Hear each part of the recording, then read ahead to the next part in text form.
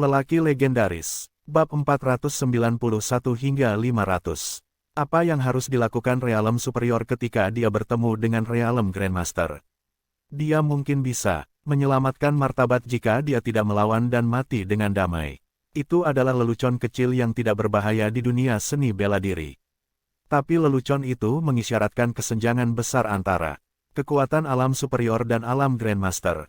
Seperti yang tersirat dari namanya, alam unggul memiliki arti bahwa mereka yang berada di alam tersebut berada dalam posisi yang lebih unggul dibandingkan dengan orang biasa lainnya. Ketika seniman bela diri mencapai ranah itu, berbagai indikator fisik mereka tidak lagi dapat diukur. Seperti orang biasa, meskipun dia tidak mampu terbang ke langit dan menyelam ke dalam bumi, kekuatan, kecepatan, dan reaksi telah sangat ditingkatkan. Beberapa kultivator realem superior bahkan dapat menggunakan energi spiritual mereka untuk mengendalikan berbagai hal. Philip adalah salah satunya. Dia bisa menggunakan energi spiritual di tubuhnya untuk berubah menjadi tali tak terlihat untuk mengendalikan dua jarum terbang untuk melukai musuhnya. Namun, itu pada dasarnya adalah batas dari alam superior. Di sisi lain, manifestasi paling ikonik dari alam Grandmaster adalah bahwa seniman bela diri dapat mengontrol energi spiritual di area kecil untuk membentuk medan kekuatan kecil untuk dirinya sendiri. Karena kekuatan spiritual ini berasal dari master seniman itu sendiri. Ketika kekuatan spiritual dilepaskan, itu setara dengan perluasan tubuh seniman bela diri.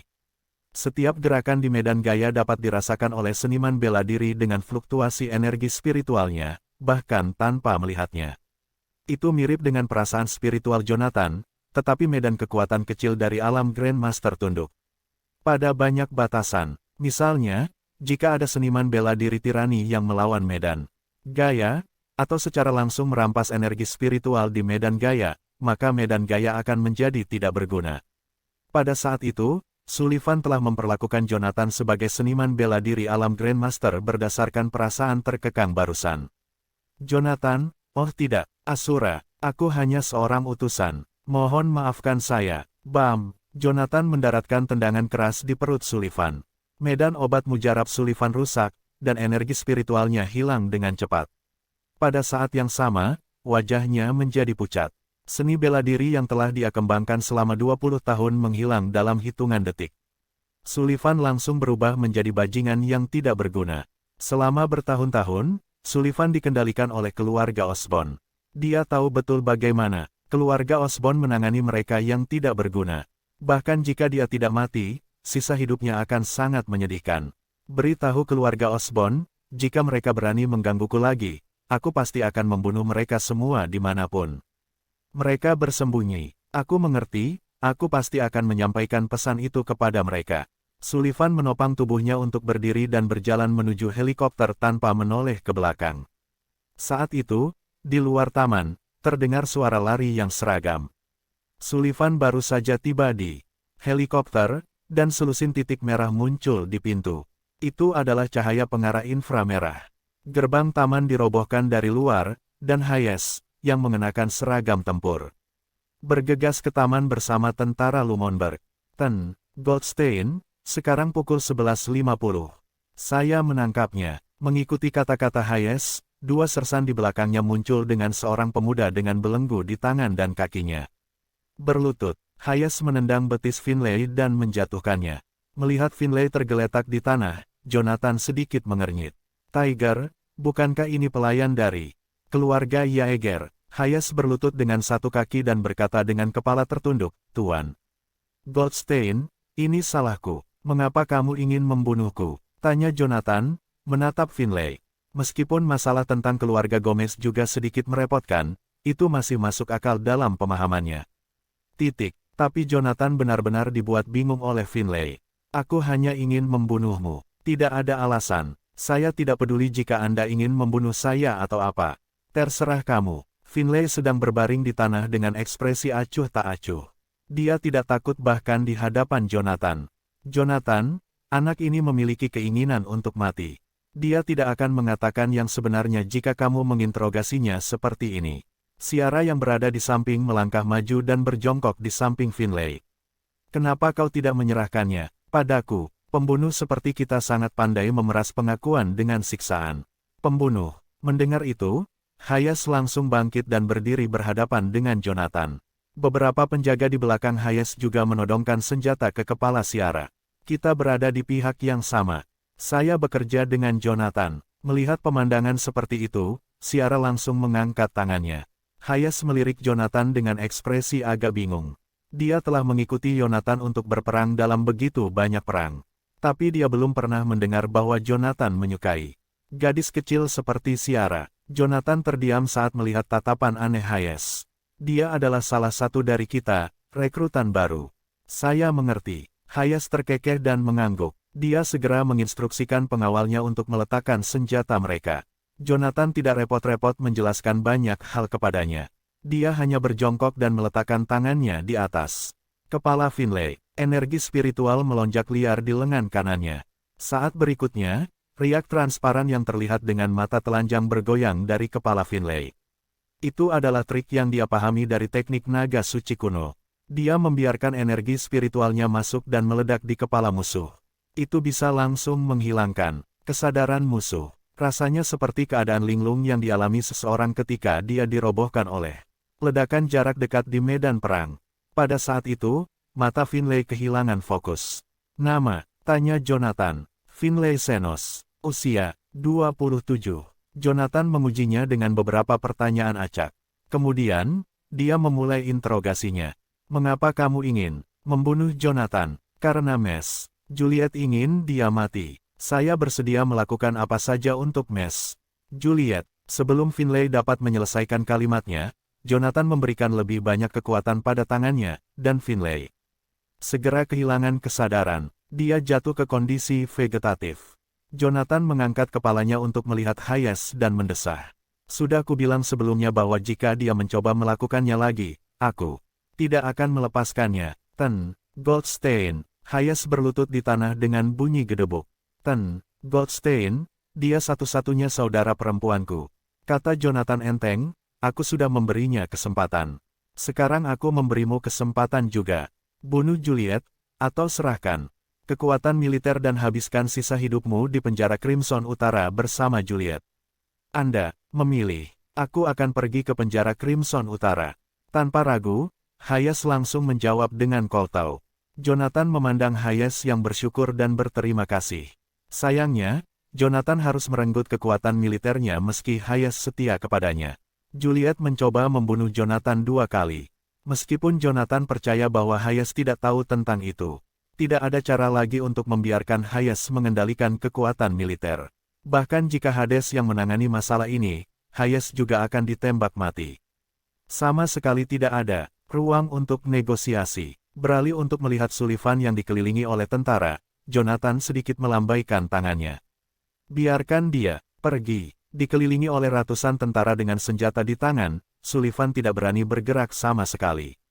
Mendengar bahwa Jonathan ingin melepaskannya, dia segera berterima kasih kepada Jonathan, melompat ke dalam helikopter dan menutup palka. Saat helikopter lepas landas, Ciara mulai berbisik, 30 meter.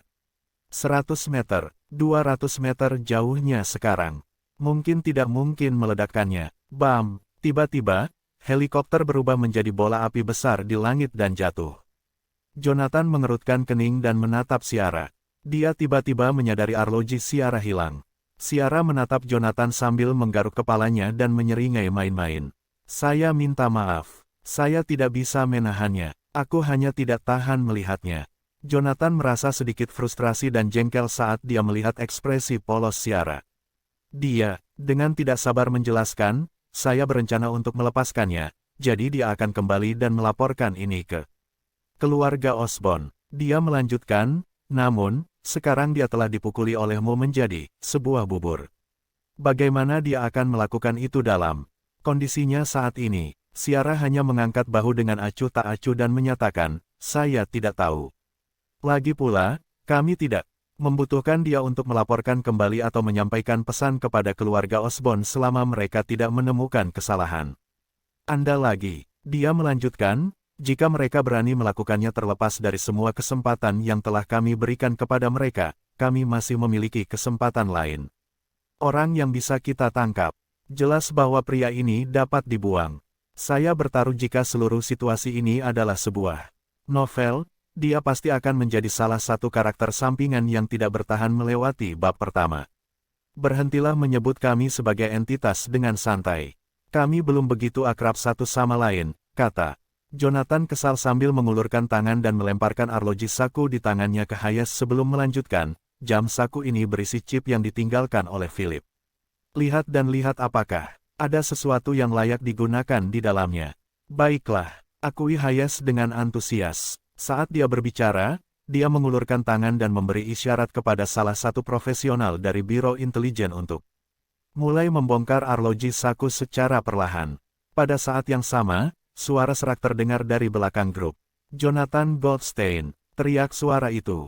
Hampir seketika, serangkaian suara dentang yang cepat mengikuti teriakan awal saat ratusan tentara bersenjata di sekitar kelompok itu mengangkat senjata mereka dan menunjuk serempak ke pria yang telah berbicara. Jonathan menoleh untuk melihat apa yang sedang terjadi, hanya untuk melihat Zain berdiri di atas tangga yang menuju ke ruang berkabung. Pada suatu saat, Zain telah berubah menjadi satu set pakaian berkabung putih murni. Jonathan, aku benar-benar ingin membunuhmu di sini dan sekarang.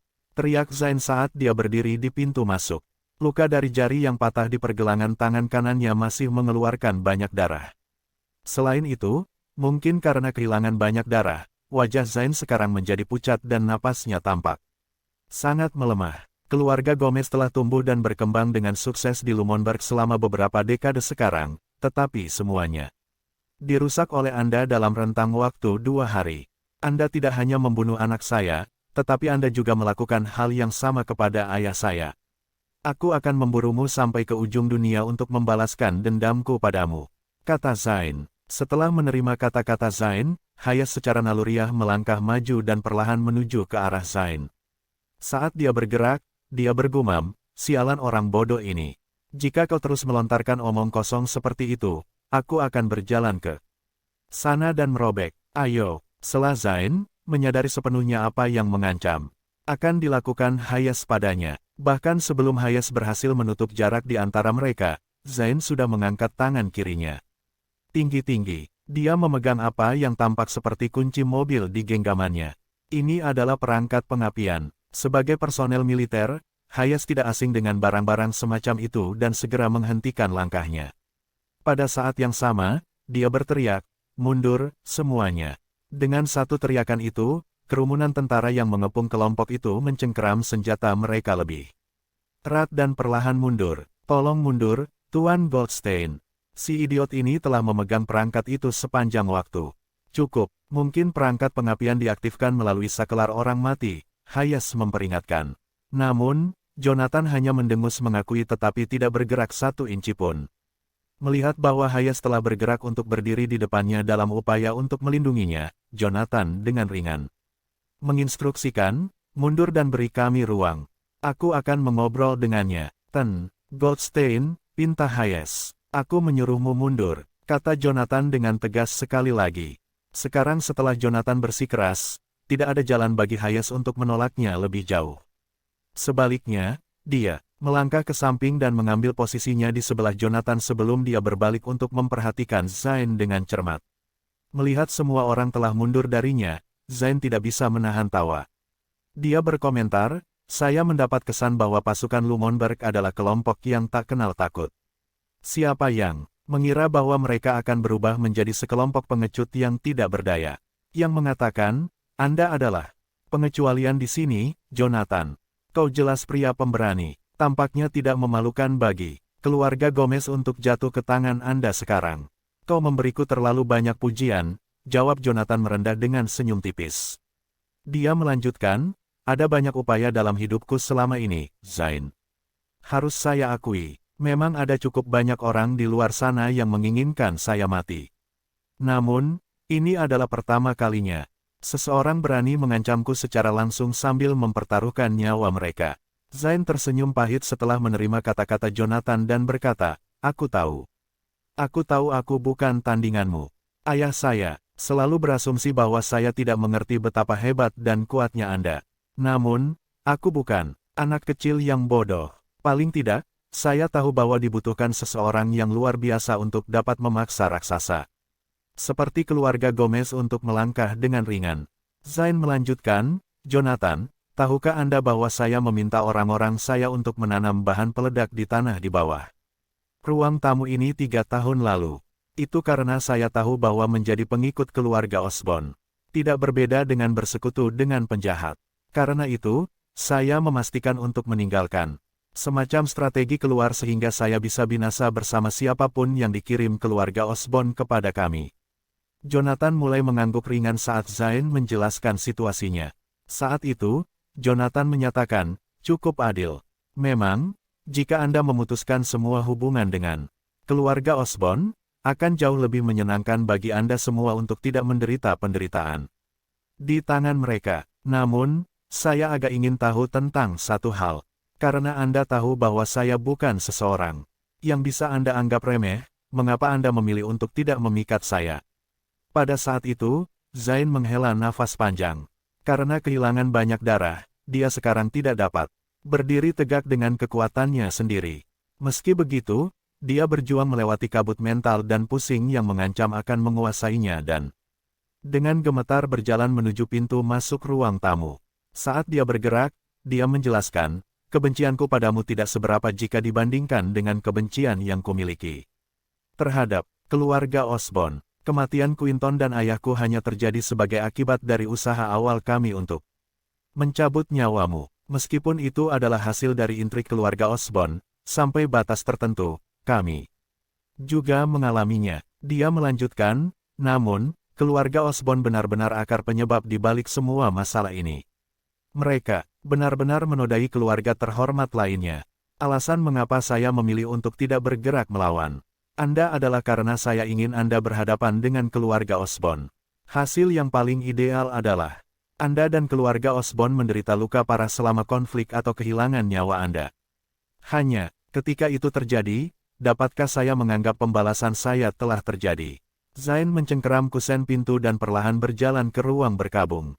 Begitu dia berada di dalam, dia mengendurkan cengkeraman di tangan kirinya dan membiarkan saklar pengapian orang mati itu aktif. Quinton, teruskan. Serangkaian ledakan menggelegar bergema di seluruh ruangan dan meredam kata-kata terakhir Zain. Bahkan, Jonathan, yang telah mencapai inti emas, tidak dapat memahami apa yang dikatakan Zain. Ledakan itu disertai rentetan pecahan kaca dan pecahan batu bata yang tak berujung yang terlempar akibat ledakan itu. Namun, penghalang tak terlihat tampaknya telah dipasang tepat di depan Jonathan. Dengan demikian, bukan salah satu dari benda terbang itu berhasil mencapainya. Sebaliknya, mereka jatuh begitu saja ke tanah tepat di depannya, hampir seolah-olah mereka menabrak dinding yang tak terlihat. Setelah beberapa waktu, Jonathan merasakan bahwa energi spiritualnya dengan cepat menghilang karena konsumsi energi yang tinggi yang diperlukan untuk mempertahankan penghalang. Karena itu, dia dengan santai melambaikan tangannya dan melepaskan perisai pelindung. Teknik khusus untuk mengubah energi spiritualnya menjadi baju besi pelindung ini adalah salah satu dari banyak teknik yang dipelajari Jonathan setelah memperoleh inti emas. Karena ini adalah pertama kalinya dia menggunakan teknik ini, dia agak terkejut bahwa energi spiritualnya akan dikonsumsi dengan kecepatan yang begitu cepat. Sepertinya saya tidak bisa menggunakan teknik ini sembarangan di masa depan. Akibat ledakan itu, ruang tamu kediaman Gomez selalu menjadi puing-puing. Neraka yang mengamuk yang terjadi kemudian mewakili pengiriman terakhir terbaik untuk keluarga Gomez karena itu membuat ketiga generasi keluarga menjadi abu. Keluarga Osborn, meskipun begitu lama menghadapi keluarga terhormat ini, apakah Anda akhirnya kehabisan kesabaran untuk melakukannya? Renung Jonathan keras. Tiba-tiba, Hayes membawa laptop kecil di tangannya dan bergegas menuju Jonathan sambil berkata, Goldstein, kami berhasil mendekripsi informasi di dalam chip. Hayes melanjutkan, informasi yang terkandung di dalamnya termasuk instruksi manual seni bela diri, staf, rincian penyebaran, dan informasi mengenai lokasi geografis. Saat itu, Jonathan mengerutkan kening dan bertanya, apakah ada koordinat yang pasti? Tidak ada, jawab Hayes dengan suara serak. Dia menambahkan, jelas bahwa keluarga Osborn sangat memperhatikan keamanan mereka dan menjaga kerahasiaan lokasi mereka. Semua informasi yang terlampir dalam file yang terkait dengan lokasi geografis dalam bentuk apapun hanya diwakili melalui foto. Kami hanya bisa mengatakan bahwa itu adalah daerah pegunungan. Jonathan terus mengerutkan kening saat dia menginstruksikan, kirim beberapa orang untuk melihatnya. Dalam 3 hari, seseorang akan datang untuk menggantikan posisimu sebagai Raja Lumonberg. Sebelum itu terjadi, itu mutlak penting bagi kami untuk mengetahui lokasi persis yang digambarkan dalam foto-foto itu. Jika gagal, saya akan meminta pertanggungjawaban Anda. Ya, Tuan Goldstein, mengakui Hayes dalam jawaban yang bersemangat. Pada saat yang sama, sebuah sedan dengan cat terkelupas melambat hingga berhenti secara bertahap di depan Rumah Sakit Belridge County di kota Chitrain. Ryan Leiter, begitu kamu keluar dari mobil, beritahu mereka bahwa lenganmu terluka saat bekerja di pertanian. Apakah Anda jelas? Ya, saya mengerti, Tuan Cooper, jawab Quinton. Namun, kata-kata itu baru saja keluar dari mulutnya ketika dia sedikit tersentak dan menambahkan, maaf, aku seharusnya memanggilmu kakek. Ya, benar, Anda perlu waktu untuk menyesuaikan diri, kata Norman sambil mendesah sebelum menambahkan, kami sudah tiba, Anda sebaiknya keluar dari mobil. Quinton membuka pintu mobil dan berjalan menuju unit gawat darurat rumah sakit. Namun, dia baru saja mengambil 2 langkah sebelum dia tiba-tiba berhenti dan berbalik untuk melihat langit malam di belakangnya. Itu pasti Lumonberg. Hanya butuh 1 hari bagi bawahan Biro Intelijen Hayes untuk menentukan lokasi persis tempat yang ditunjukkan di foto. Mereka mengidentifikasinya sebagai Grand Forest Resort. Saat mereka menerima lokasi, Jonathan memerintahkan Hayes agar anak buahnya segera bergegas ke Grand Forest Mountain. Jonathan, Hayes, dan Ciara memilih Audi karena lebih cepat. Mereka tiba di resort dalam waktu kurang dari 4 jam. Saat Jonathan dan kelompoknya keluar dari mobil, pelayan di halaman berteriak, ada tamu di sini. Pukul drumnya, ledakan, ledakan, ledakan. 3 suara keras gong terdengar. Salah satunya lambat, dan 2 lainnya lebih cepat. Tak jauh dari situ, seorang pria parubaya berjubah panjang, bertopi kecil dan berkacamata hitam berjalan keluar dengan sigap. Dia tampak seperti peramal modern. Selamat datang, selamat datang. Maafkan kami atas kurangnya keramahan kami. Jonathan mengerutkan kening saat dia melihat peramal itu. Dia meraih tablet Ciara. Apakah foto-foto ini diambil di sini? Peramal bertemu dengan berbagai jenis orang setiap hari saat dia menyapa orang-orang yang datang ke resort. Beberapa dari mereka mungkin cukup sulit untuk dihadapi. Namun, ini pertama kalinya dia bertemu seseorang seperti Jonathan dan Hayes. Berdiri dengan tinggi 190 cm dan berat lebih dari 200 pon, Hayes mengeluarkan getaran yang ganas dan mengesankan. Melihat situasi seperti itu, peramal itu tidak berani berkata banyak. Sebaliknya, dia mengambil alih tablet dan melihat-lihat foto. Yah, setelah membaca dengan teliti foto-foto itu, peramal itu mendongak dengan ragu. Boleh aku tahu siapa kamu? Sepertinya kita telah datang ke tempat yang tepat. Jonathan terkekeh dan melanjutkan, bagus kalau begitu. Saya ingin bertemu dengan orang yang bertanggung jawab atas tempat ini. Tentu, tolong tunggu sebentar, kata peramal itu sambil mengangguk. Setelah itu, dia berbalik dan pergi. Aku mengacu pada pemilik tempat ini, ulang Jonathan sendiri. Peramal itu menghentikan langkahnya, sejenak sebelum dia mempercepat langkahnya dan masuk ke gubuk yang sama. Goldstein, mengapa Anda membuang-buang waktu dengan mereka? Jika Anda bertanya kepada saya, tidak ada keluarga bergengsi yang sekuat senjata yang kami miliki, gumam Hayes. Sebelum Jonathan bisa mengatakan apa-apa, Ciara tertawa terbahak-bahak. Bagaimana kamu menjadi harimau dan Raja Lumonberg? Bagaimana apanya? Tanya Hayes dingin. Menurutku kamu konyol, kata Ciara sambil terkekeh sambil duduk di ayunan. Meskipun saya tidak tahu banyak tentang keluarga terkemuka, saya menyaksikan cara Philip menangani berbagai hal dengan mata saya sendiri tadi malam. Ketika dia dipenjara oleh keluarga Osborne selama 1,5 tahun, dia dipaksa belajar seni bela diri. Itu menjelaskan prestasinya. Bahkan jika Anda memilih untuk mengabaikan bakat Philip atau fakta yang biasa orang dapat terlibat dalam kultivasi. Menurut Anda berapa banyak seniman bela diri yang dapat dibudidayakan oleh sebuah keluarga yang telah ada selama ribuan tahun? Aku tahu Philip sudah mati. Tapi jika prajurit terbaikmu melawannya, aku berjanji prajurit terbaikmu akan mati jauh sebelum dia bisa membidik. Saya telah menyaksikan semua ini dengan mata kepala sendiri. Adapun seniman bela diri tingkat tinggi, tidak mungkin saya bisa mengetahui data yang tepat menggunakan logika biasa. Selama baris terakhir, Ciara mendapati dirinya menatap Jonathan. Saat ini, Jonathan sedikit menggelengkan kepalanya. Apa yang dikatakan Ciara benar, tapi dia tidak sepenuhnya benar. Kebanyakan seniman bela diri kuat. Tapi ketika dihadapkan dengan serangan dari kekuatan besar, bahkan aku tidak bisa keluar hidup-hidup. Penggunaan senjata adalah hal yang umum di era modern, dan itu adalah fakta yang bahkan sejarah pun tidak dapat berubah. Kekhawatiran terbesar saya adalah ketika semua keluarga terkemuka bergabung. Lagi pula, kalian berdua tidak akan mengerti tidak peduli berapa banyak yang aku bagikan dengan kalian. Yang perlu Anda ketahui adalah bahwa Anda diberi kebebasan untuk melakukan apa yang Anda suka kali ini. Titik. Karena kita telah memutuskan untuk bertarung, kita harus bertarung tanpa rasa takut atau ragu. Kita harus memberi tahu musuh kita bahwa mereka harus membayar harga karena menyinggung perasaanku. Terserah Anda, Tuan Goldstein. Ciara melompat dari ayunan dan menyeringai ke arah Jonathan. Dia kemudian melihat Hayes mencibir padanya. Berhenti, bertingkah genit. Jonathan tidak bisa diganggu dengan pertengkaran kecil mereka.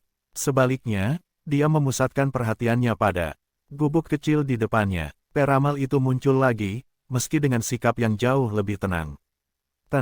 Osborn telah setuju untuk bertemu kalian semua.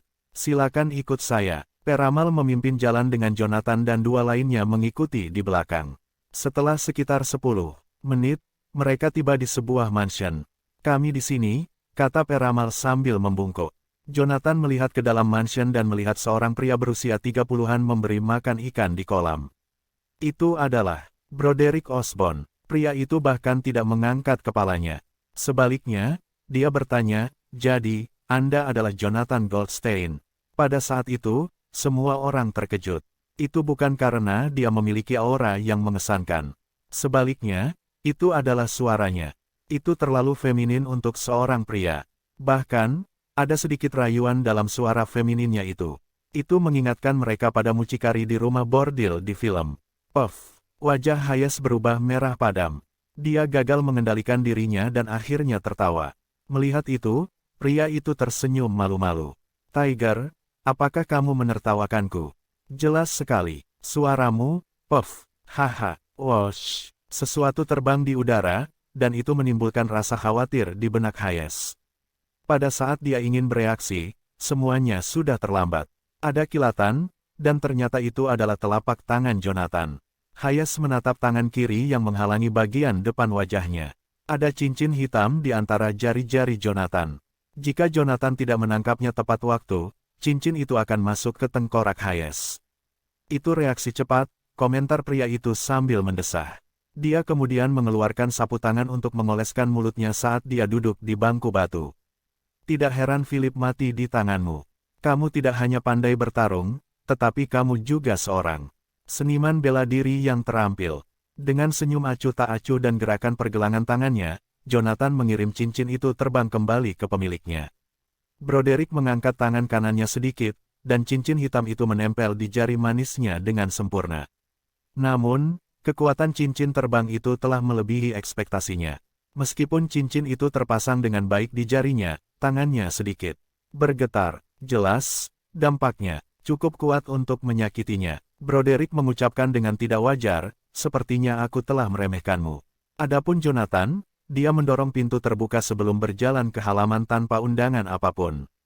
"Jangan buang waktu satu sama lain. Saya ingin tahu apa sebenarnya yang sedang dilakukan keluarga Osborn." "Itu mudah." Pria itu menatap Jonathan dan tersenyum. "Serahkan kekuatan militermu, dan keluarga Osborn akan memastikan bahwa kamu akan selamat. Jika kamu terus menyemburkan omong kosong, aku akan menghabisimu." Meskipun Tiger memiliki pengalaman mendekati kematian sebelumnya, dia masih berteriak marah ketika mendengar bagaimana pria itu meminta Jonathan untuk menyerahkan kekuatan militernya. Pria itu hanya melirik Jonathan yang duduk di seberang. Dia sadar bahwa yang terakhir bisa bertahan dari semua serangannya, jadi dia tidak terus bergerak. "Jonathan, kendalikan bawahanmu." Jika dia terus menggonggong dengan keras, dia tidak akan bertahan lama. Kamu bajingan. Tiger hendak berlari ke depan, tapi dia dihentikan oleh Jonathan. Duduk. Ya, Tiger menembak pria itu dengan tatapan maut, menggertakkan giginya, dan melangkah ke samping. Pria itu menatap Jonathan dan tersenyum. Itu lebih seperti itu. Karena Anda di sini untuk berbicara, Anda harus bertindak seperti itu. Asura, kamu harus mempertimbangkan apa yang baru saja aku katakan. Jonathan dengan tenang menjawab, tidak perlu pertimbangan. Segel militer tidak berarti apa-apa bagiku. Jika kantor urusan pemerintah menginginkannya kembali, tidak masalah bagi saya. Namun, saya dapat meyakinkan Anda bahwa Anda tidak akan dapat memesan siapapun dari kantor Asura. Meskipun kata-kata Jonathan terdengar biasa saja, kata-kata itu mengandung rasa percaya diri yang luar biasa. Bagaimanapun juga, itulah kebenarannya. Semua orang dari kantor Asura, baik itu 8 raja perang atau jutaan tentara, hormat mereka. Asura tak tertandingi. Tingkat rasa hormat itu tidak tergantikan oleh segel militer belaka. Pria itu jelas mengerti apa yang ingin dikatakan Jonathan. Anda sangat percaya diri, bukan? Saya kira Anda benar-benar tidak tahu tempat Anda, kata pria itu dengan senyum dingin. Dia melanjutkan, 5 tahun lalu, kekacauan terjadi di antara keluarga terhormat. Kami mengabaikan kendali atas dunia fana. Alhasil, politik dan militer di Canaya kacau balau. Kalau tidak, hanya dengan tingkat kemampuan itu, Anda tidak akan terkalahkan.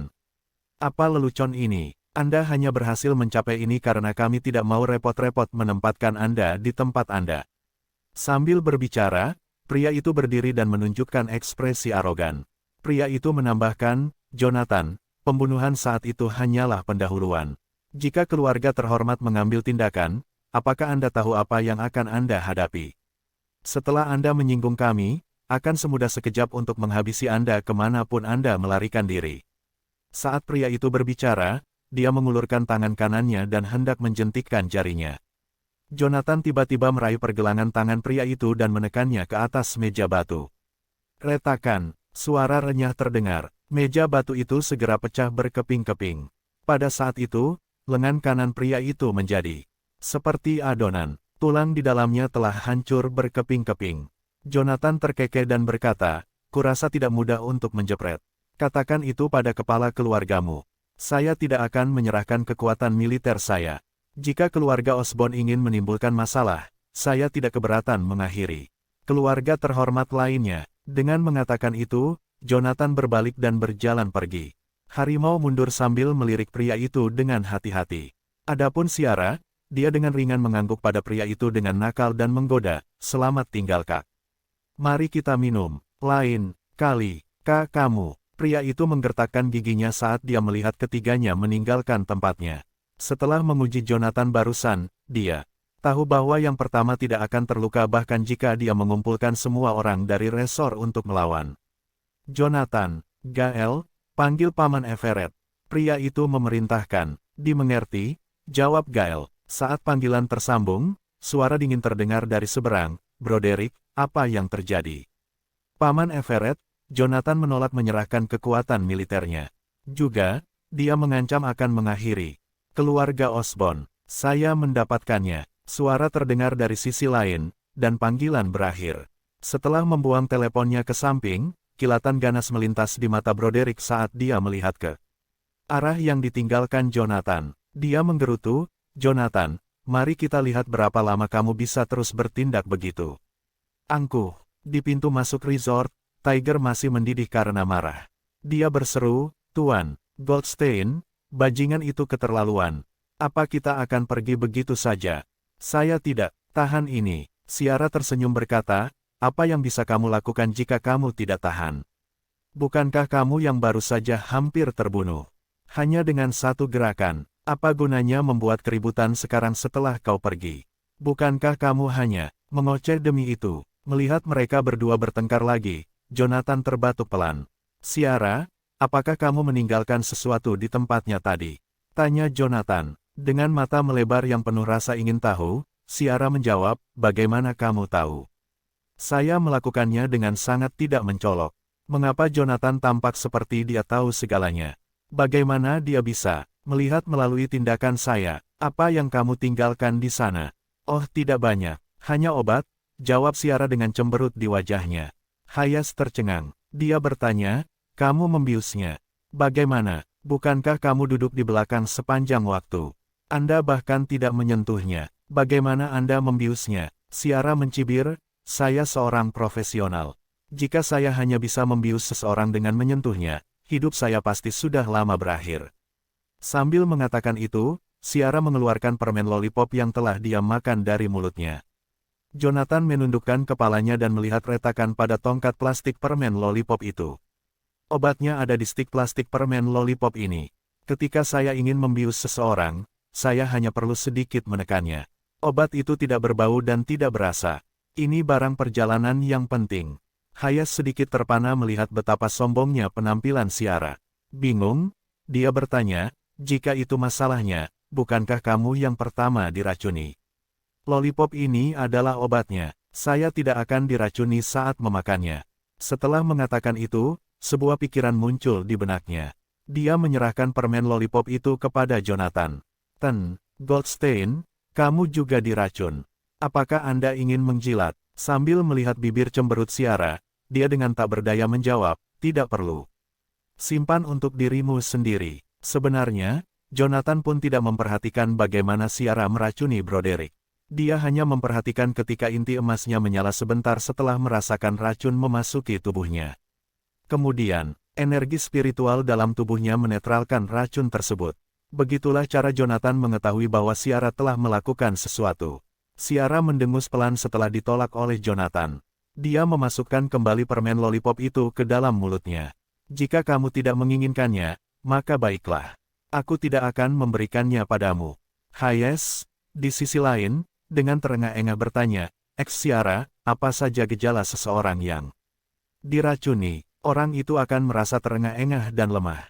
Dosisnya kecil, tapi cukup untuk membuat seseorang tidak berdaya selama 2-3 jam. Saat menjelaskan, pandangannya tertuju pada wajah Jonathan. Merasakan aura pembunuh dari Ciara, sudut mulut Jonathan melengkung ke atas.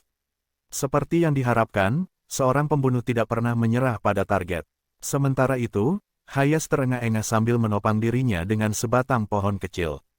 Oh tidak, apakah aku akan segera menjadi harimau mati? Ciara, kupikir aku tidak akan bisa bertahan lebih lama lagi. Cepat dan biarkan aku menjilat lollipop itu. Tidak, Ciara mendengus dan pergi. Saat pergi, dia melirik Jonathan dengan penuh teka-teki. Melihat Ciara pergi, Jonathan menoleh untuk melihat Hayes. Dia bertanya, pasukanmu sudah sampai di bawah gunung, kan? Mereka seharusnya ada di sini sekarang. Tuan Goldstein, tolong beri kami pesanan Anda, jawab Hayes sambil terus terengah-engah. Lenyapkan seluruh gunung dengan meriammu. Mengerti, kami akan menyelesaikan pekerjaan. Saat Hayes berbicara, kakinya tiba-tiba lemas, dan dia jatuh berlutut. Kamu gadis licik. Hayes menunjuk ke arah Ciara, ingin memarahinya, tetapi suaranya tiba-tiba berubah dan dia jatuh tersungkur ke tanah. Terkikik, Ciara berjongkok di samping Hayes dan mencubit pipinya. Nama panggilanmu Tiger, iya. Kamu terlihat seperti anak kucing kecil bagiku. Cukup, beri dia obat penawarnya jika kamu sudah selesai bermain-main. Jangan beritahu saya bahwa Anda ingin saya mengerahkan pasukan, tanya Jonathan sambil mengerutkan kening. Setelah mendengar itu, Ciara melirik punggung Jonathan dengan pandangan yang bertentangan sebelum mengeluarkan pil dari sakunya. Dengar, kucing kecil, saya punya 100 cara untuk menghukum Anda jika Anda berani mengacaukan saya. Lagi, beraninya kau main-main denganku. Kamu terlalu rendah untuk itu. Dengan itu, dia memasukkan pil itu ke mulut Hayes, terlepas dari betapa mematikan tatapan yang terakhir itu. Setelah itu, dia berdiri dan melompat ke arah Jonathan tanpa repot-repot memandang Hayes. Jika seseorang menilai Ciara berdasarkan penampilannya, tidak ada yang bisa menebak bahwa gadis muda yang berusia sekitar 19 tahun itu sebenarnya adalah salah satu dari 10 pembunuh teratas di Dark Web. Sementara itu, Jonathan mengerutkan kening pada tablet yang diberikan Ciara kepadanya sambil duduk di dalam mobil yang berada di jalan raya. Di bawah gunung, ini adalah server internal pembunuh Dark Web. Lanjutkan, lihat pengumumannya, kata Ciara, cekikikan dengan permen lollipop di mulutnya. Jonathan mempelajari antarmuka server. Tata letaknya bersih dan sederhana, dengan catatan yang jelas tentang jumlah misi siara, tingkat keberhasilan, dan jumlah uang. Melihat deretan angka 0 di neraca, Jonathan terkekeh. Jumlah uang yang Anda miliki jauh lebih banyak daripada yang dimiliki keluarga bergengsi manapun di kota ini. Anda tidak akan dapat menghabiskan semua itu dalam hidup ini, tidak peduli betapa borosnya Anda hidup. Mengapa Anda masih ingin bekerja di industri ini? Saat Jonathan mengatakan itu, dia mengetuk papan pengumuman dark web. Ciara melirik pemandangan indah di luar jendela dan menempelkan dahinya ke sana. Menjadi seorang pembunuh itu mudah, tetapi keluar darinya sulit. Saya mulai membunuh orang ketika saya masih kecil. 13 tahun. Sudah 9 tahun sekarang. Saya sudah lelah membunuh, tetapi saya tahu jika saya menghentikannya, saya akan dibunuh. Begitu seorang pembunuh membunuh anggota inti keluarga bergengsi, mereka tidak akan pernah berhenti menemukan pembunuhnya. Titik. Alasan mereka tidak dapat menemukan saya bukan karena saya sulit ditemukan, tetapi saya terus-menerus mengembara ke seluruh dunia, mengubah identitas saya setiap saat. Sejujurnya, jika ada tempat yang benar-benar aman untukku, aku ingin beristirahat dengan baik tanpa harus waspada sepanjang waktu. Saya pikir, itulah yang akan dilakukan oleh setiap gadis normal. Bukan, suara Ciara perlahan menjadi lebih lembut. Ketika Jonathan berbalik, gadis itu sudah menutup matanya. Namun, menilai dari tubuhnya yang tegang dan pistol di borgolnya, Jonathan tahu dia akan bangun untuk menyerang jika ada gerakan tiba-tiba. Dengan itu, dia berbalik dan mengembalikan pandangannya ke tablet. Pengumuman di dark web terkait langsung dengan Jonathan. Pada dasarnya, pengumuman itu telah mengubah Jonathan menjadi bukti kesetiaan. Saat itu, daftar hadiah dark web hanyalah jumlah yang langsung diberikan kepada para pembunuh. Kali ini, ada nama organisasi di bagian pembunuh di dark web bernama Apokalipse. Saat ini, 3 pembunuh teratas dalam daftar telah bergabung dengan organisasi. Anggota pertama adalah assassin yang sudah lama mendominasi daftar dan tidak pernah turun dari pangkatnya. Dia dijuluki Blaze of Death. Anggota kedua dari organisasi itu adalah seorang pembunuh yang melakukan 200 pembunuhan yang berhasil, dan orang bodoh karena membunuh mantan pemimpin Ordano. Terakhir, anggota ketiga adalah Punisher, yang telah hilang selama 3 tahun dan baru saja dibebaskan dari penjara Crimson Utara. Terlepas dari Punisher yang sombong dan mencari perhatian, 2 lainnya tidak pernah mengungkapkan banyak tentang diri mereka secara terbuka. Namun kali ini, ketiganya telah bergabung dengan organisasi pada waktu yang sama. Orang bisa membayangkan betapa kuatnya organisasi baru itu di masa depan. Dan dengan organisasi seperti itu, banyak pembunuh akan melakukan apa saja untuk bergabung. Berdasarkan pengumuman yang dirilis, hanya ada satu syarat untuk bergabung dengan Apokalipse, bunuh Jonathan. Jonathan mengerutkan kening ketika dia melihat fotonya di layar. Punisher telah mengkhianatiku. Jonathan mengeluarkan ponselnya dan memutar nomor Punisher. Yang pertama hanya mendengar 2 bunyi bip sebelum mengangkatnya. Aku sudah menunggu teleponmu, Jonathan. Punisher, aku sudah memberitahumu ini sebelumnya. Aku memiliki kekuatan untuk melepaskanmu, tapi aku juga bisa membunuhmu, kata Jonathan dengan tenang. Punisher tertawa terbahak-bahak. Oh, aku percaya kata-katamu, itu sudah pasti. Lagi pula kau adalah Asura. Namun, izinkan saya mengingatkan Anda bahwa Canaya bukanlah satu-satunya negara di dunia ini. Aku tahu kau pasti melacakku. Posisi menggunakan sarana teknis, tapi jadi apa? Apa yang akan Anda lakukan setelah menemukan lokasi saya? Apakah kamu akan datang ke sini dan membunuhku? Apakah Anda akan mengirim peluru kendali khusus untuk meledakkan kota tempat saya berada? Anda tidak bisa melakukan itu, kan? Tidak peduli seberapa kuat kantor Asura, mereka tidak akan pernah bisa berurusan dengan semua orang di dunia. Namun, saya dapat berjanji kepada Anda bahwa Apokalipse mampu melakukan itu. Karunia ini akan mengubah Anda menjadi target semua pembunuh elit, dan segera, mereka akan melancarkan serangan besar-besaran terhadap Anda. Jadi, nikmati dirimu sendiri, Asura. Setelah menutup telepon, Jonathan melempar tablet itu ke samping. Punisher telah dikurung selama 3 tahun, dan dia sangat menyadari kekuatan kantor Asura. Oleh karena itu, dia tidak akan berani membalas begitu saja. Fakta bahwa dia berani membuat pernyataan seperti itu hanya berarti satu hal. Organisasi yang lebih kuat telah menjadi pendukung Punisher, Apokalipse. Pikiran Jonathan berpacu ketika dia memikirkan nama organisasi baru itu. Organisasi ini telah meyakinkan Punisher bahwa mereka dapat melawan kantor Asura dan bahkan lebih kuat dari kantor tersebut. Sepertinya Dark Web sedang mencoba menimbulkan masalah yang berbeda. Ya, aku benar-benar tidak percaya kamu akan memilih untuk mempercayai seorang pembunuh profesional. Ciara meregangkan tubuhnya seperti kucing. Namun, itu merusak pemandangan melihat belati di tangan kirinya dan pistol di tangan kanannya. Bagaimana denganmu? Jonathan bertanya lembut. Bagaimana dengan saya? Apakah aku bisa mempercayaimu? Tentu saja Anda bisa. Ciara meletakkan senjatanya dan bersandar di bahu Jonathan. Aku tidak pernah mengatakan aku ingin membunuhmu, bisiknya di telinganya. Napas Ciara mendarat di wajahnya. Jika Jonathan menoleh sedikit, dia bisa dengan mudah mencuri ciuman dari Ciara. Namun, dia tahu bahwa wanita itu adalah orang yang kejam dengan kedok karakternya yang imut dan penurut.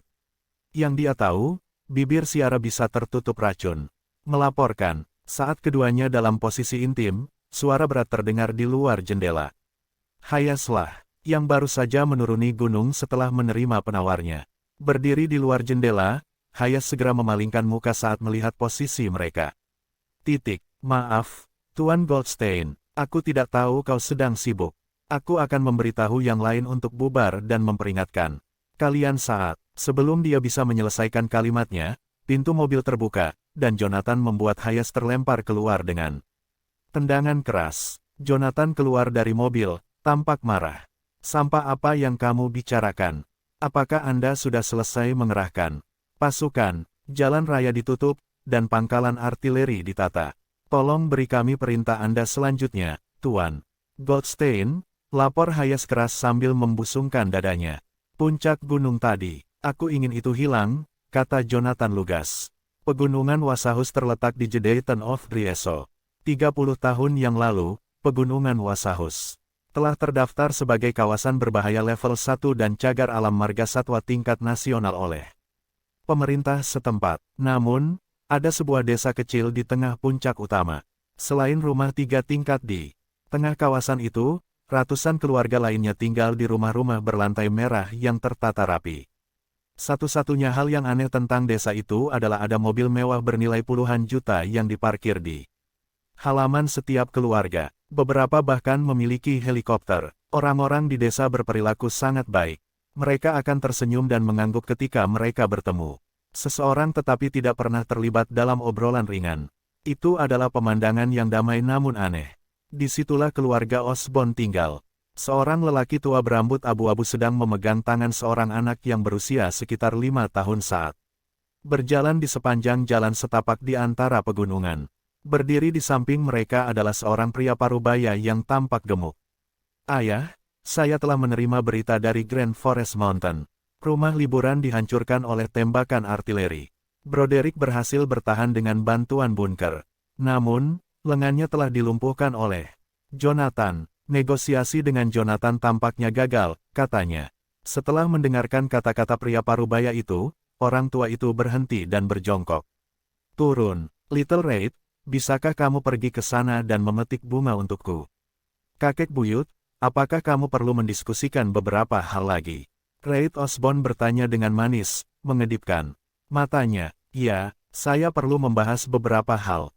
Saya akan bermain dengan Anda setelah saya selesai, janji pria tua itu sambil terkekeh. Oke, Reid berlari ke lapangan di depan mereka. Begitu Reid pergi, senyum di wajah lelaki tua itu menghilang. Dia berkata dengan dingin, baiklah. Jonathan menyatakan perang melawan kita. Sudah bertahun-tahun sejak seseorang berani melawan keluarga yang kuat seperti kita. Beraninya Jonathan ini mencoba pamer. Dia mencari kematian. Mendengar itu, pria parubaya itu tersenyum. Ngomong-ngomong, ada beberapa perubahan pada daftar pembunuh Dark Web. Baru-baru ini, sebuah organisasi baru telah muncul. Ini disebut Kiamat. Seluruh organisasi termasuk 3 pembunuh teratas di Dark Web. Kriteria mereka masuk organisasi adalah dengan membunuh Jonathan, Sepertinya Jonathan akan menghadapi upaya pembunuhan tanpa akhir untuk beberapa waktu. Pria tua itu tidak sedikit pun senang ketika mendengar berita itu. Sebaliknya, tatapan serius muncul di matanya. Suruh seseorang untuk menghubungi organisasi baru ini. Cobalah untuk mengungguli keluarga lain dan ajak Apokalipse untuk berkolaborasi dengan kami, jika memungkinkan. Ini sangat penting, katanya. Mengerti, saya akan mengaturnya sekarang, kata pria parubaya itu dengan anggukan. Pria tua itu mengangguk. Oh, itu mengingatkanku. Sampaikan salam saya kepada keluarga Holmes, Morley, dan keluarga Silk. Karena Jonathan tidak mau bekerja sama dengan kami, maka kami akan menghancurkan keluarga Goldstein. Dari Yellowview. Jadi bagaimana jika dia adalah Asura? Saya tidak percaya dia bisa begitu tidak berperasaan untuk mengabaikan keluarganya.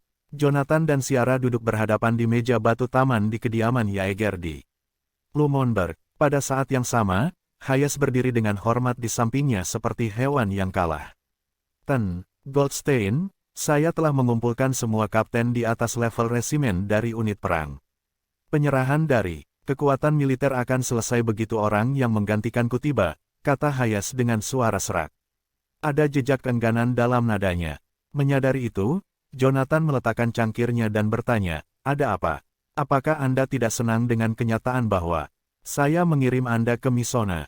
Tentu saja tidak. Ini salahku karena tidak mengajari adikku dengan baik. Anda telah menunjukkan cukup belas kasihan kepada saya dengan menyelamatkan nyawanya. Bagaimana saya bisa tidak senang dengan apapun? Kata Hayes, mengangkat kepalanya. Bagus kau tahu, kata Jonathan dengan suara berat. Dia kemudian melambaikan tangannya di udara, dan sebuah chip hitam jatuh tepat ke tangan Hayes. Hayes menatap chip di tangannya dan bertanya dengan bingung, Goldstein, bukankah ini chip memori Philip? Apa? Jonathan berkata datar, ambil saja. Hayes, kamu telah bersamaku dalam semua jenis situasi hidup dan mati. Tetapi apakah kamu tahu mengapa kamu tidak menjadi bagian dari 8 Raja Perang? Apakah Anda tahu mengapa Anda hanya bisa menjadi pemimpin menyedihkan yang bertanggung jawab atas tempat sepi seperti Lumonberg? Hayes menunduk dan bergumam, aku tidak. Sejujurnya, saya tidak senang dengan ini. Mengapa saya tidak bisa diberi judul yang sama juga? Saya telah berperang dalam jumlah yang hampir sama dengan mereka. Jonathan berkata sambil tersenyum, jawabannya ada di chip memori. Alasan 8 Raja Perang, masing-masing diberi sebidang tanah tidak hanya berdasarkan pencapaian mereka. Mereka juga harus kuat. Ingat Punisher, orang yang mencoba membunuhku dan menempati urutan ketiga dalam daftar pembunuh Dark Web.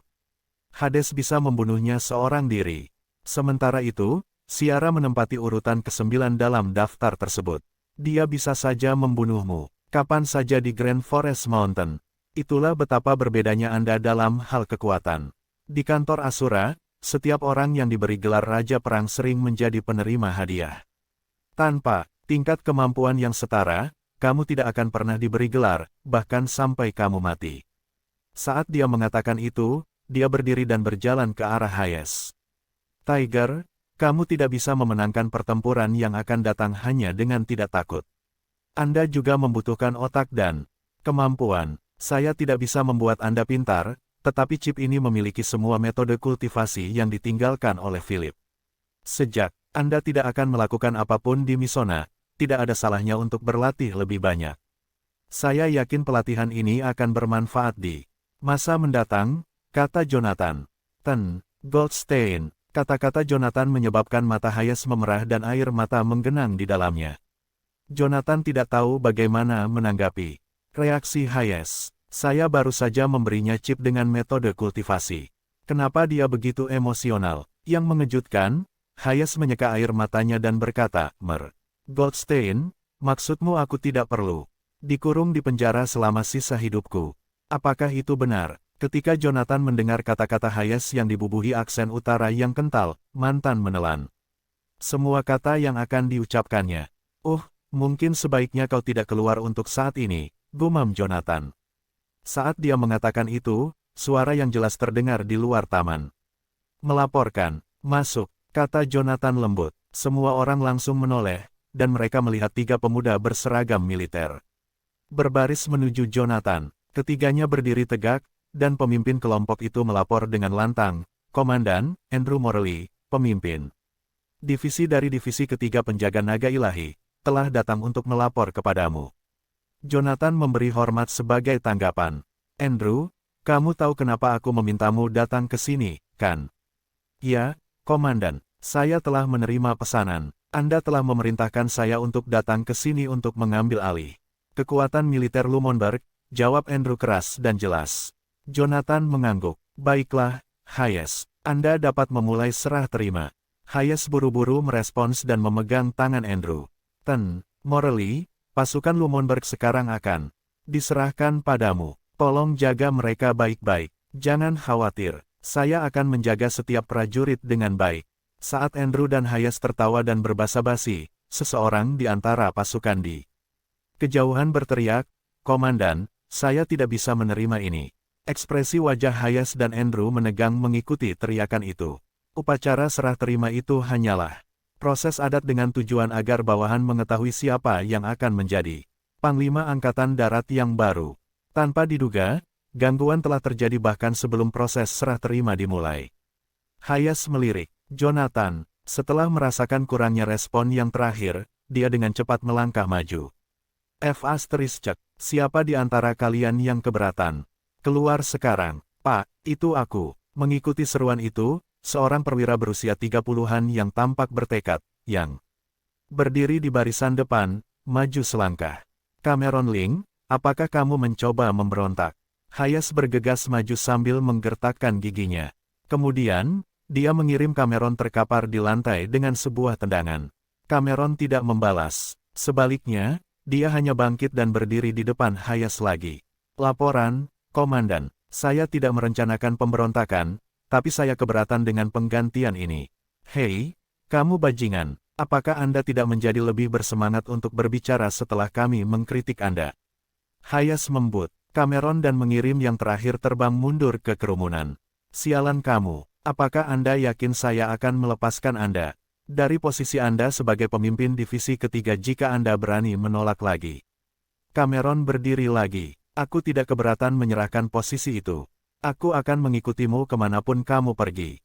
Saya akan keberatan selama saya harus melayani di bawah orang lain selain Anda. Hayes menggaruk kepalanya dan mengutuk. Menurutmu kemana aku pergi? Aku akan ke penjara Crimson Utara. Apakah Anda pikir saya akan pergi dari sini untuk menikmati hidup saya?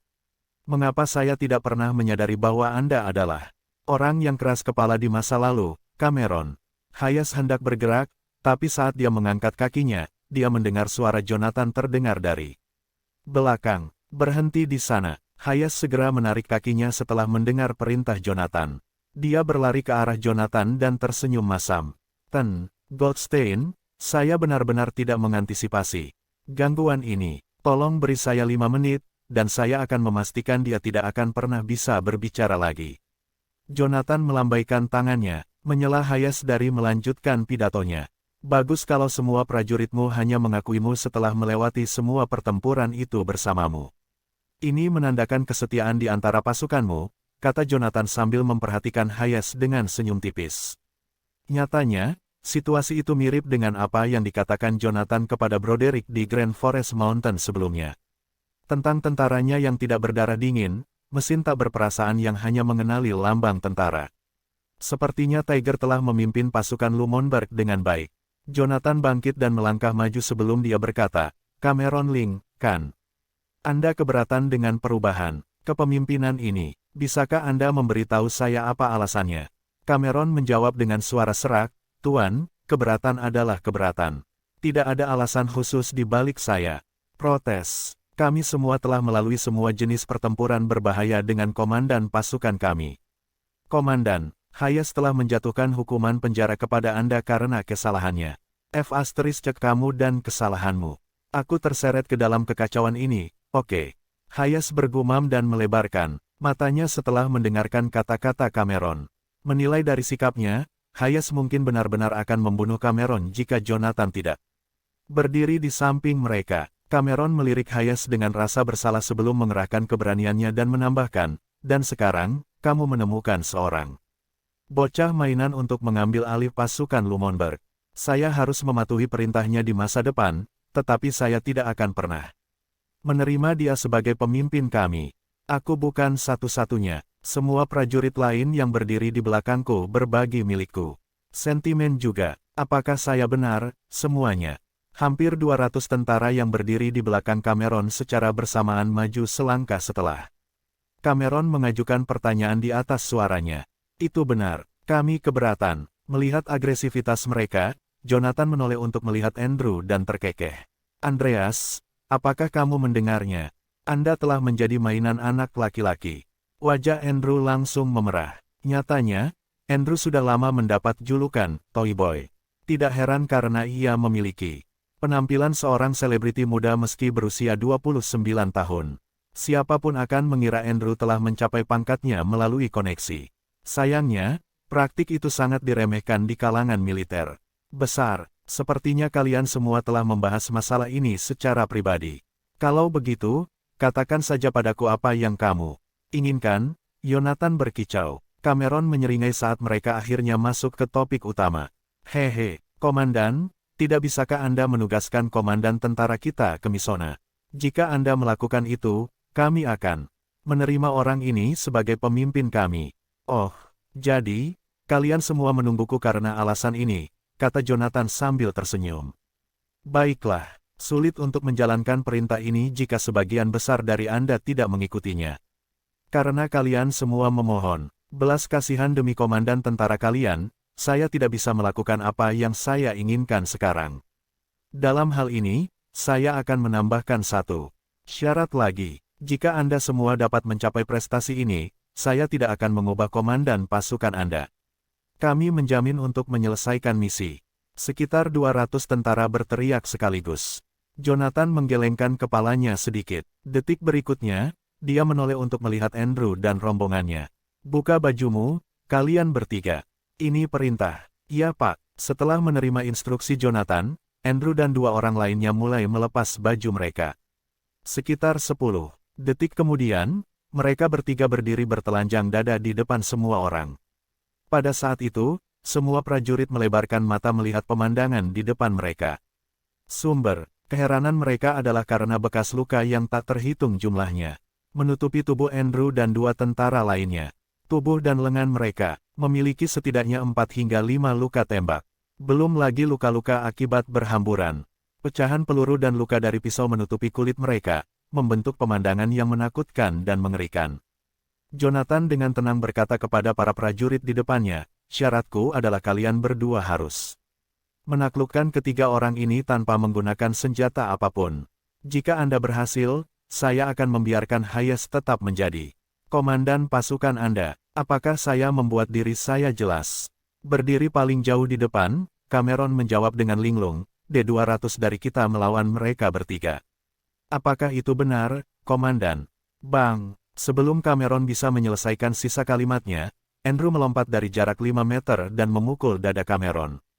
Dengan mata melotot, Cameron perlahan-lahan merosot ke tanah dengan berlutut. Kemudian, tubuhnya miring ke belakang, dan dia langsung pingsan. Ayo, datanglah padaku sekaligus. Saya memiliki banyak pekerjaan yang berhubungan dengan transisi untuk ditangani setelah mengalahkan kalian semua. Andrew menyela dengan acuh tak acuh sambil menarik tinjunya. Saat berikutnya, Andrew bergabung dengan dua tentara lainnya, dan mereka membentuk sebuah kelompok pertempuran kecil. Dan mulai mendatangkan malapetaka di antara tentara Lummonberg. Teriakan histeris bergema di udara seketika. F***, tangkap mereka, semuanya. Jika kita bahkan tidak bisa menghancurkan ketiga orang ini dengan upaya gabungan dari 200 orang, kita akan merasa malu pada diri kita sendiri di masa depan. Hei, apakah kamu baik-baik saja? Keributan menguasai taman saat jeritan kesakitan dan tangisan menusuk bergema di udara. Apakah kamu begitu percaya diri dengan kemampuan bawahanmu, menginstruksikan mereka bertiga untuk berperang melawan pasukan yang terdiri dari 200 tentara? Ciara berkicau sambil mengamati keributan di lapangan. Dari segi jumlah, ini mungkin pertarungan antara 3 orang dan 200 pasukan, tetapi satu-satunya yang benar-benar dapat berkontribusi dalam pertarungan untuk pihak lain ini adalah kelompok lebih dari 10 orang yang mengelilingi Andrew dan dua lainnya. Prajurit itu baik untuk setia, tetapi orang-orang ini terlalu kurang ajar untuk berani mengancam saya karena saya memutuskan untuk mengganti komandan pasukan mereka, jelas Jonathan. Ciara menoleh untuk melihat Jonathan setelah mendengar kata-katanya. Apakah ada yang penting? Perbedaan antara masalah ini dan ketika keluarga terkemuka itu memintamu melepaskan kekuatan militermu. Jonathan menjawab sambil tersenyum tipis, ada. Tiger memiliki atasan, dan itu adalah saya, sementara saya tidak akan pernah mengabdi di bawah komando siapapun. Jika ada orang lain yang menyebutkan kata-kata kurang ajar seperti itu, mereka mungkin dianggap pemberontak. Namun, tidak ada yang mengedipkan mata ketika Jonathan mengatakannya. Kamu tidak akan pernah melayani di bawah komando siapapun, Ciara menatap Jonathan dengan termenung. Apakah kamu mengatakan, kamu ingin menjadi raja sejati Canaya? Mendengar pertanyaannya, bahkan Hayes, yang berdiri di samping dan menatap pertempuran di depan dengan saksama, mau tidak mau melihat ke arah Jonathan. Terlepas dari kekuatan besar kantor Asura saat ini, 8 raja perang yang dipilih oleh Jonathan, dan bahkan gelar Hayes sebagai Raja Lumonberg, tidak lebih dari penunjukan alih-alih posis. Jika Jonathan benar-benar ingin menjadi raja, dia harus menegakkan kembali kedudukan politik saat ini. Menurut Hayes, Jonathan adalah Asura yang asli. Jika perang pecah, dia akan menjadi orang pertama yang mempertaruhkan nyawanya di medan perang untuk Jonathan. Namun, jika Jonathan ingin merebut kekuasaan yang berkuasa, Hayes pun tidak tahu pihak mana yang akan dia ambil. Merasakan tatapan Hayes padanya, Jonathan hanya tersenyum tipis. Ketika saya mengatakan saya tidak akan pernah melayani di bawah komando siapapun, saya bermaksud untuk tidak mematuhi aturan saat ini. Saya tidak tertarik sedikit pun pada kekuatan politik. Hehehe, Hayes terkikik mendengar jawaban Jonathan. Kemudian, dia mengalihkan perhatiannya kembali ke Andrew dan yang lainnya. Ciara melirik Hayes dan berpikir keras. Jonathan, aku sangat penasaran. Apakah 8 raja perang yang bertugas di bawah kantor Asura dan 2 juta tentara yang ditempatkan di seluruh negeri melayani Canaya, atau apakah mereka bekerja untuk Anda? Berapa banyak di antara mereka yang akan mengikuti Anda jika Anda memutuskan untuk memulai pemberontakan? Jonathan terdiam cukup lama. Pada akhirnya, dia menggelengkan kepalanya. Aku tidak tahu. Mematuhi perintah adalah tugas alami seorang prajurit, tetapi melindungi negara adalah kewajiban kita. Saya hanya bisa berharap mereka membuat keputusan yang hati-hati jika timbul konflik antara kedua tujuan ini. Setelah selesai berbicara, pertarungan di lapangan yang melibatkan Andrew dan yang lainnya juga akan segera berakhir. Setelah beberapa dengusan terdengar, Andrew dan rombongannya tetap menjadi satu-satunya 3 orang yang berdiri di lapangan. Tuan, kami telah menyelesaikan misinya, lapor Andrew sambil terengah-engah. Jonathan menatap Andrew dan melihat bahwa tubuh yang terakhir sekarang tertutup jejak kaki. Bahkan pipinya bengkak seperti ikan buntal. Sepertinya kalian semua sudah akrab sekarang. Saya tidak akan ikut campur dalam sisa masalah ini. Kalian semua akan menghadapinya sendiri. Jonathan bangkit untuk pergi sementara Ciara buru-buru mengikuti di belakangnya. Kemudian, suara Hayes yang dalam dan rendah terdengar lagi di belakang mereka. 200 dari kalian kalah melawan ketiga orang ini, namun kalian semua berani memanggilnya anak mainan. Bahkan aku merasa malu demi kamu. Bangun, kalian semua. Saya pribadi akan menghibur mereka yang masih berani menolak. Setelah pertarungan mengerikan itu, tentara Hayes menjadi jauh lebih patuh. Setelah upacara serah terima berakhir, Andrew berhasil menjadi Raja Lumonberg yang baru, sedangkan Hayes, ditemani saudara perempuannya Juliet, berangkat ke penjara Crimson Utara tanpa pengawalan atau penjaga. Jika Jonathan tidak percaya pada karakter Hayes, dia tidak akan menyelamatkan nyawa Hayes. Sambil duduk di pesawat kembali ke Jadeboro, Jonathan merenung sambil menatap awan di luar jendela. Sebenarnya, dia telah merencanakan untuk membiarkan Nelson dari pasukan khusus Gronga mengambil alih pasukan Lumonberg setelah pemecatan Hayes. Lagi pula, Jonathan telah membombardir Grand Forest Mountain, melenyapkan seluruh keluarga Gomez dalam prosesnya. Keputusannya adalah pernyataan yang jelas bahwa dia akan melawan keluarga Osborne sampai akhir, dan begitu keluarga Osborne membalas, Lumonberg akan menjadi target pertama mereka. Tentu saja, keluarga terhormat itu masih hanya sebuah klan, jadi mereka tidak memiliki kekuatan militer yang memadai seperti Jonathan untuk berperang dengan Jonathan secara langsung. Namun demikian, Jonathan menemukan manipulasi sederhana mereka dari semua sektor lain sama merepotkannya. Oleh karena itu, kandidat yang paling cocok untuk menangani situasi rumit seperti itu adalah Nelson, seorang veteran yang berkembang pesat di area rumit seperti Gronga. Namun, tidaklah mudah untuk membangun dan mempertahankan situasi stabil saat ini di Gronga. Lumonberg mungkin penting, tapi Jonathan juga tidak mau mengambil risiko kehilangan Gronga. Setelah beberapa pertimbangan matang, Jonathan akhirnya memilih Andrew, yang telah mengikutinya sejak lama. Saat Jonathan memikirkan Andrew, dua wajah lain muncul di benaknya. Keluarga Morley adalah klan militer yang terhormat. Selain Andrew, dua anggota keluarga lainnya juga bertugas di kantor Asura. Salah satunya adalah Andy Morley, juga dikenal sebagai Raja Awan Pucat, salah satu dari 8 raja perang yang menjaga perbatasan barat negara. Anggota lainnya adalah Alan Morley, pemimpin divisi dari Resimen Pengawal Barat Kedua. Divisi, dia adalah salah satu prajurit terbaik di Resimen Pengawal Barat. Dan sekarang, Andrew dipromosikan sebagai komandan baru pasukan Lumonberg. Akibatnya, pengaruh militer keluarga Morley menjadi lebih signifikan karena otoritas gabungan dari Andrew, Andy, dan Alan. Jonathan mengira Hades akan mengomelinya lagi begitu pesawat mendarat. "Halo Pak, apakah Anda ingin sampahnya atau minuman lainnya?" Pramugari di sampingnya angkat bicara sementara. Jonathan tenggelam dalam pikirannya. Retakan, Ciara mengisi pistol dengan klik lembut dan mengarahkan senjata ke pinggang pramugari. "Beraninya kau mencoba meracuninya di depanku. Apakah Anda menyadari bahwa Anda menunjukkan keterampilan rendah Anda di depan seorang ahli?" Pramugari panik. "Nona, apa yang kamu lakukan? Tolong jangan membuat lelucon seperti ini.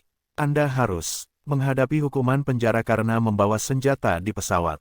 Jonathan berbalik dan memperhatikan bahwa meskipun nada menakutkan pramugari, dia berbicara dengan suara yang berkurang seolah-olah dia takut menarik perhatian orang lain.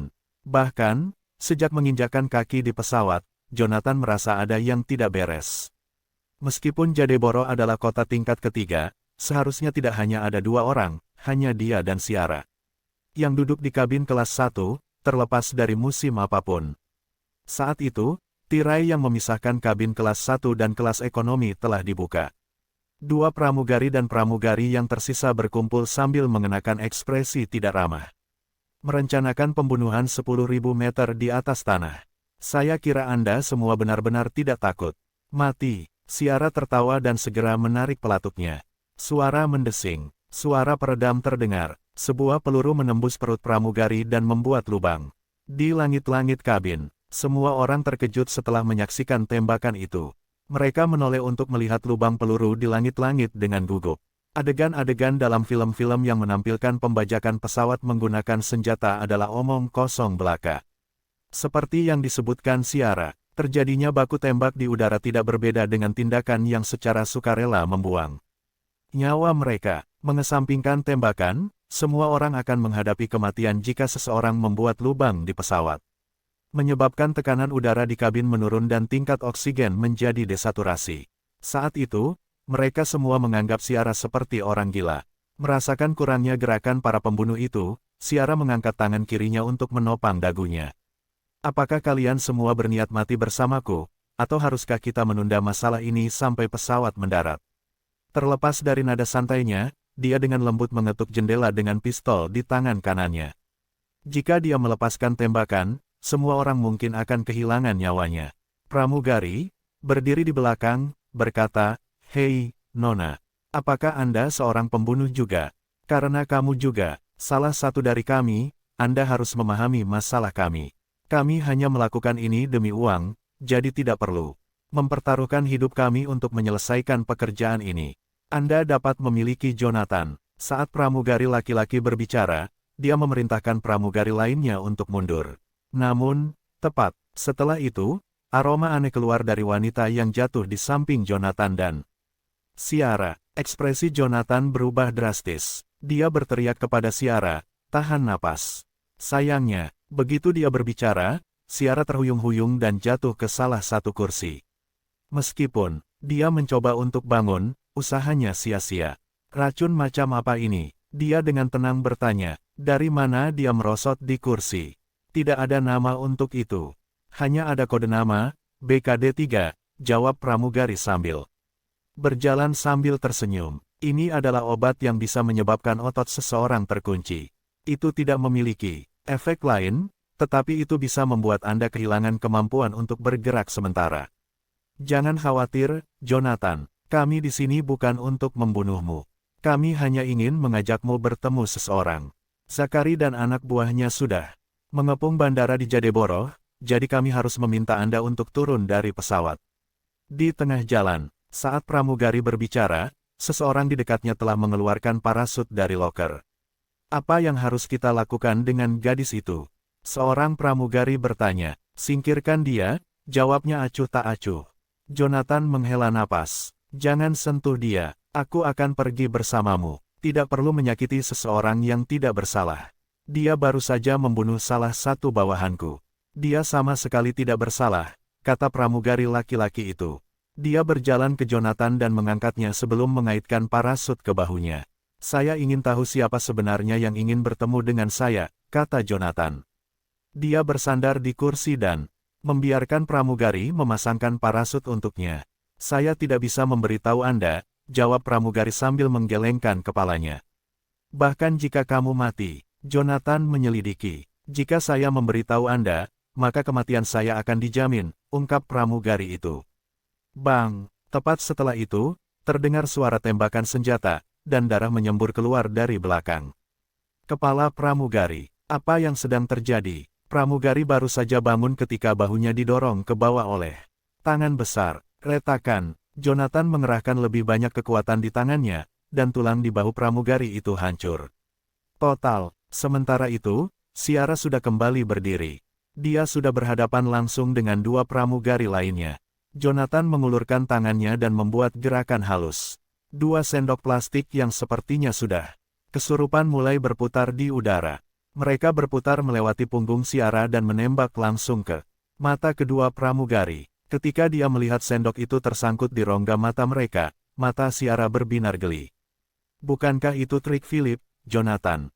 Mengapa kamu tahu bagaimana melakukannya? Yang harus kamu lakukan adalah mengendalikan objek menggunakan energi spiritual. Bukan masalah besar, katanya dengan santai. Kemudian, dia merentangkan tangan kanannya dan membelah rahang pramugari dengan bersih.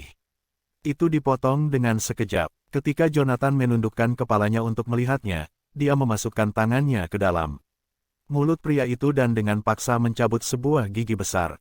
Ada pelacak di dalam giginya. Seberapa profesional? Aku akan memberimu kesempatan. Jika Anda memberitahu saya siapa di balik semua ini, maka saya akan membuat kematian Anda tanpa rasa sakit. Hehe, pramugari itu tertawa kecil. Dia mengangkat tangan kanannya dan mencubit lehernya sendiri. Segera, darah merah mulai memuntahkan. Jonathan mengangkat tangan kanan pria itu dan melihat ada pisau kecil namun sangat tajam di antara ujung jarinya. Apakah semua pembunuh seperti ini sekarang? Apakah mereka bunuh diri begitu saja tanpa peringatan apapun? Dia bergumam, dengan sedih sambil melihat mayat-mayat yang tergeletak di lantai.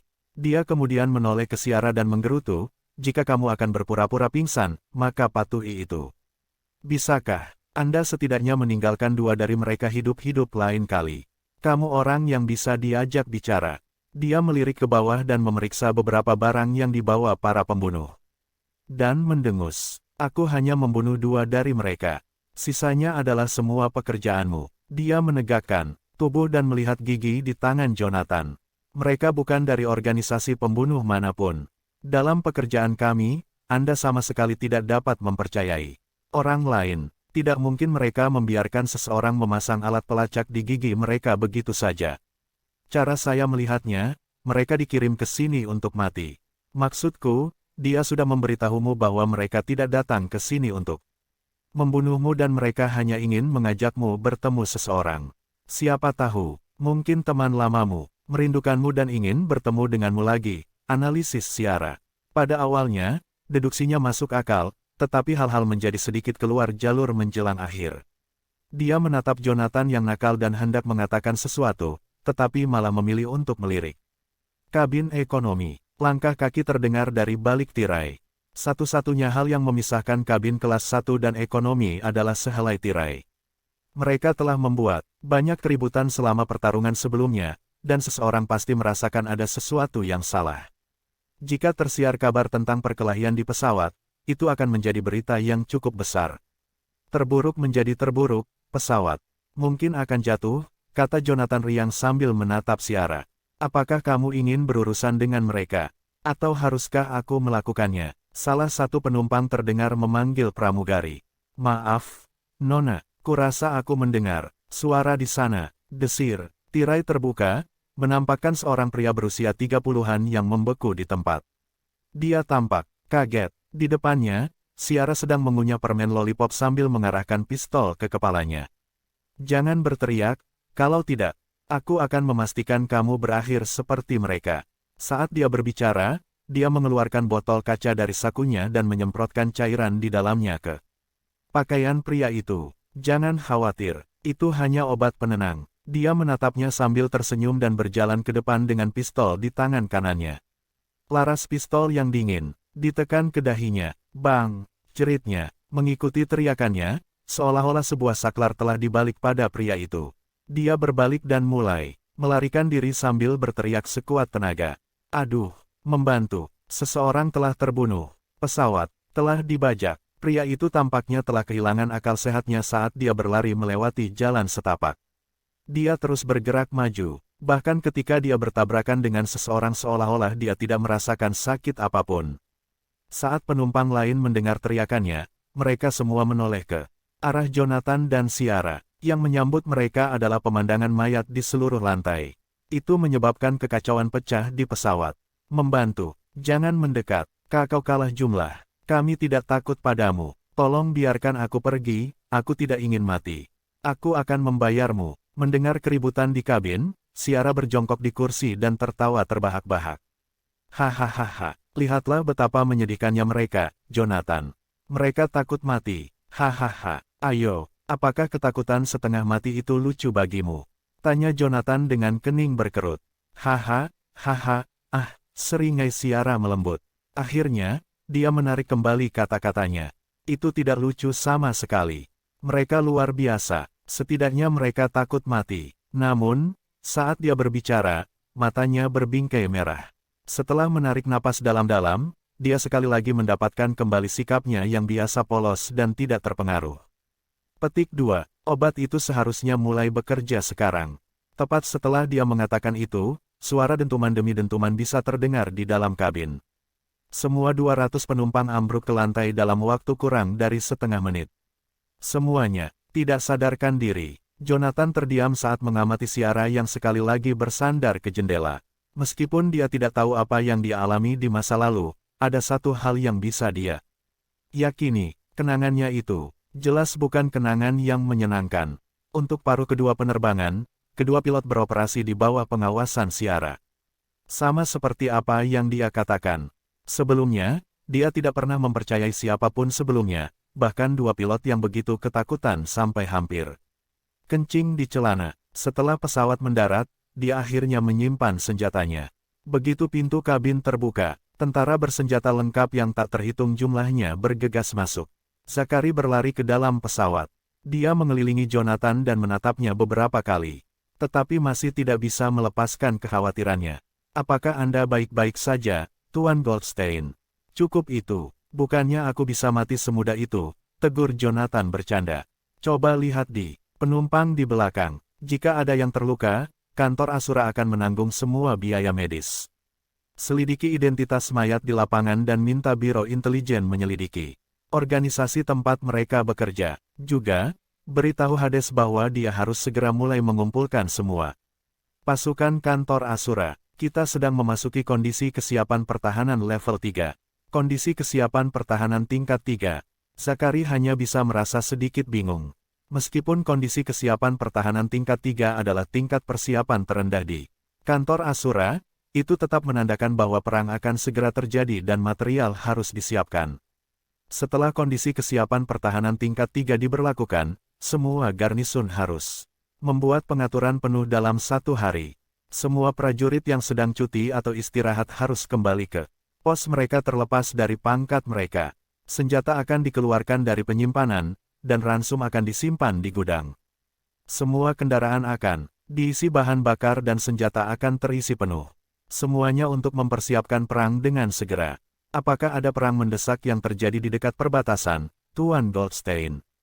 Zakari bertanya dengan suara rendah. Ini masalah internal di dalam Canaya, kata Jonathan. Aku akan memberitahumu saat kamu perlu tahu. Dipahami. Setelah mendengar itu, Zakari tahu bahwa dia telah mengajukan pertanyaan yang tidak pantas dan melakukannya. Tidak mendorong masalah ini lebih jauh. Di sisi lain, seorang tentara berlari ke arah mereka berdua. Laporan, Komandan, bagaimana kita menghadapi wanita ini? Mereka berdua menoleh dan melihat bahwa sekitar 5 tentara telah mengarahkan senjata mereka ke Ciara. Meski begitu, dia sibuk makan keripik kentang. Seolah-olah dia tidak bisa melihat senjata yang diarahkan padanya. Sama sekali, Goldstein, wanita itu, Zakari tidak bodoh. Selain pilot, satu-satunya orang yang sadar di pesawat itu adalah Jonathan dan Ciara. Dia tahu dia tidak bisa menjadi orang biasa. Jonathan merasakan sakit kepala datang ketika dia melihatnya. Awalnya, Ciara mencoba membunuhnya untuk mendapatkan hadiah.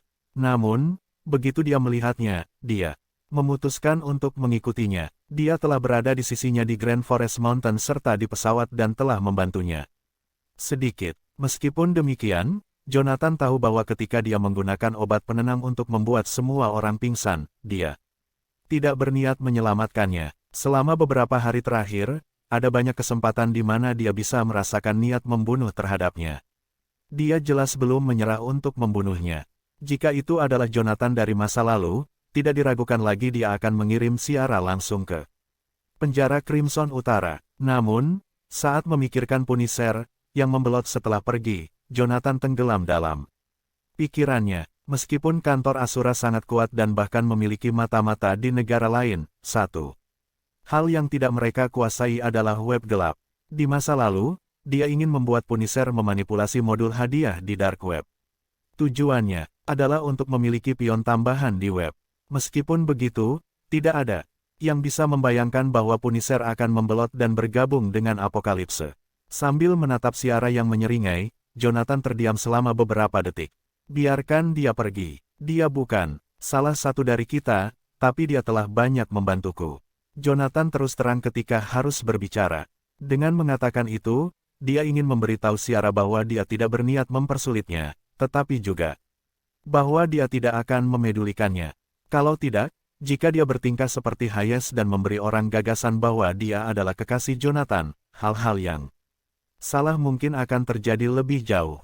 Ketika mereka mendengar kata-kata Jonathan, para prajurit penjaga naga suci segera menurunkan senjata mereka. Aku tahu kamu tidak tega membunuhku, Jonathan, kata Ciara sambil menatapnya sambil tersenyum.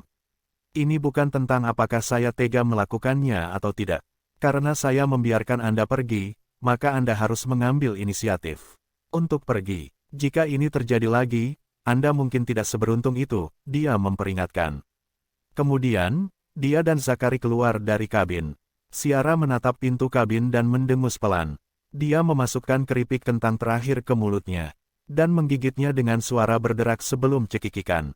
Lain kali, siapa bilang aku berencana pergi? Di Villano 1, Edenik Hei, Jonathan baru saja melangkah ke halaman ketika dia mendengar suara Emmeline. Apakah itu kamu, Jonathan? Kamu kembali, serunya. Ketika dia melihat Jonathan muncul, dia meletakkan majalah di tangannya dan berjalan ke pintu. Namun, sosok lain bergerak lebih cepat darinya dan langsung berlari ke pelukannya. Itu tidak lain adalah Josephine. Kamu pergi selama berhari-hari tanpa meninggalkan sepatah kata pun, Jonathan. Aku tidak mendengar sepatah kata pun darimu. Apakah Anda mencoba menakut-nakuti saya sampai mati? Dia tersedak melalui isak tangis saat dia memeluknya. Sejak dia mengetahui dirinya hamil, dia menjadi semakin bergantung pada Jonathan. Itu terutama benar setelah insiden penculikan. Josephine sama sekali tidak ingin berpisah darinya. Ketika dia pergi selama seminggu penuh tanpa sepatah kata pun, dia sangat gelisah bahkan dengan Emmeline di sisinya. Saat dia melihat Josephine yang terisak-isak di pelukannya, hati Jonathan melunak. Dia menyeka air matanya dan bergumam, "Ayo, jangan menangis. Itu buruk untuk bayinya. Kau merindukanku." "Ya, kau," gumamnya. Meskipun dia mengandung anaknya, dia masih belum terbiasa mendengarkan kata-kata manisnya. Saat dia mengatakan itu, wajah Josephine memerah dan dia bergulat keluar dari pelukannya. Seolah-olah, kamu harus pergi selamanya, maka mansion ini akan menjadi milikku sepenuhnya. Ini semua milikmu sejak awal, katanya dengan lembut.